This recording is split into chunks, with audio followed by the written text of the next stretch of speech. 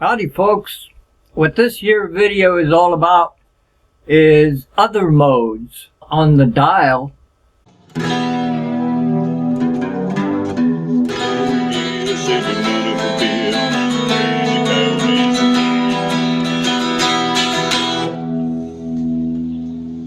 We're not going to cover every single one of these modes that may exist on all cameras, but we'll cover the main ones that appear on most cameras. We have action mode, landscape mode, macro mode, night portrait mode, and portrait mode. The night portrait mode and portrait mode are slightly different because obviously there's a flash involved here somewhere, I would guess. The uses of these modes is pretty easy to determine because the little pictures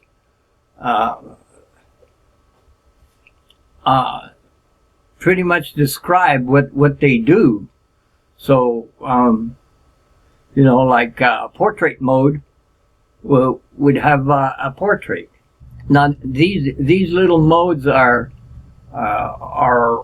auto modes that all pretty much involve automatic flash pop-up, and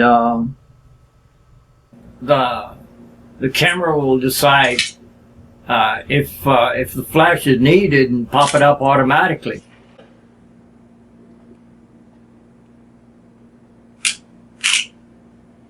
Okay, action mode. Action mode represented by a little guy sprinting, usually.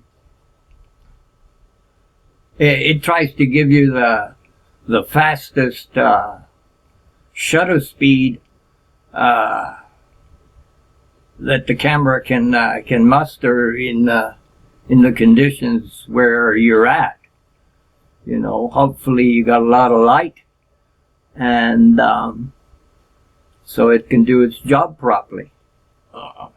This is so that obviously the runner, the horse jumper, the motorcycle rider, anything going fast is captured without any blur. Portrait mode tries to get the best setting for somebody sitting still with some degree of pretty much wide open as possible or close to aperture, as we've discussed, and a matching shutter speed. Landscape mode tries to maximize your depth of field, i.e. As much of what you got in front of you in focus, both near and far. So you're obviously going to have a small aperture setting, and then a speed, shutter speed that is commensurate with that famous exposure triangle we're talking about all the time, which we'll probably get to one of these days here. Macro mode. Now macro mode is interesting because it covers taking pictures of close-up stuff like flowers, and so it's represented by a flower on the dial. So the macro mode is represented by a flower, and you take pictures of bugs and butterflies and stuff like this sitting around your, butterflies on flowers. And it uses your lens to the best of its ability in close focus. Now back to portrait. Night portrait is going to deal with low light and most probably give you a pop-up flash, and it'll be a fairly slow shutter speed. Hang on. Now, most of these mini auto modes of sorts can't work all the wonders in the world, and sometimes if you're into portraiture and you want specific things to happen, you know, you're looking for a better bouquet and or bouquet, whatever you call it, and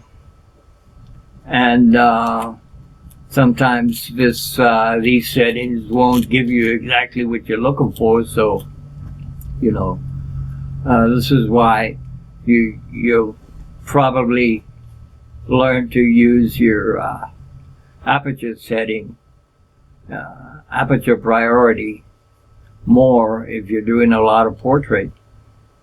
And in other modes,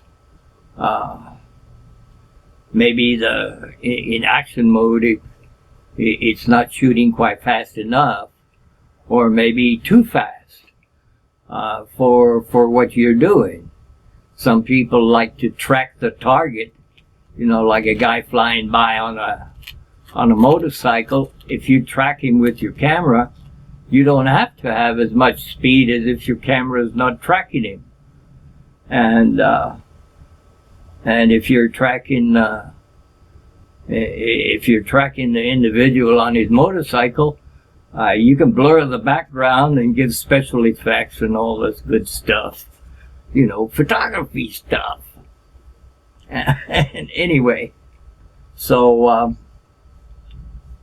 most of these modes, but they work pretty good, and especially the macro mode, I know works pretty good because I've used that.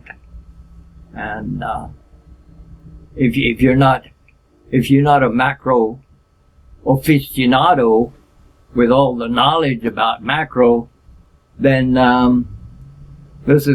it's not true macro anyway, but it's close-up photography, and this will help you get in there and you know. So there you go, and that is the end.